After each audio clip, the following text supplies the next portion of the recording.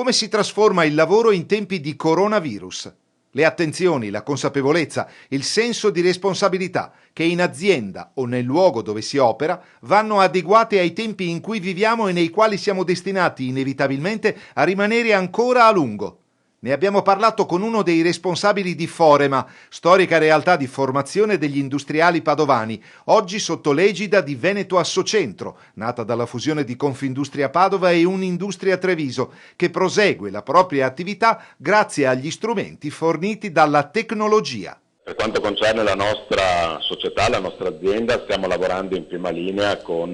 molte aziende, attualmente imprenditori responsabili dei servizi di prevenzione e di protezione per ottemperare alle procedure da mettere in atto previste dai vari DPCM. Non ultimo, ad esempio, anche l'introduzione tutta veneta regionale della figura del Covid Manager. Evidentemente le aziende devono rivedere la loro valutazione dei rischi, devono operare una costante attività di informazione del personale e dei fornitori, e per il futuro prossimo diciamo che al di là delle tanto citate regolamentazioni degli ingressi piuttosto che dei termoscanner per la misurazione della temperatura, ci sono varie modalità all'interno della nostra azienda. Ad esempio abbiamo chiesto alle persone anche un senso di forte responsabilità e quindi banalmente, onde evitare diciamo così anche sovrapposizioni di privacy, gli abbiamo chiesto di misurarsi la temperatura prima del tragitto casa-lavoro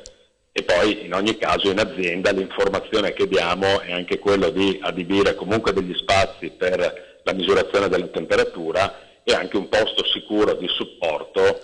in caso che qualcuno manifesti sintomi influenzali o malesseri diciamo distanti evidentemente dalla restante popolazione aziendale. Chiaro è che il mondo del lavoro oggi cambia, è già cambiato per la verità,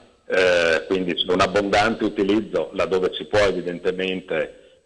dello smart working, della rimodulazione dei turni di lavoro, riduzione se non addirittura sospensione di trasferte piuttosto che viaggi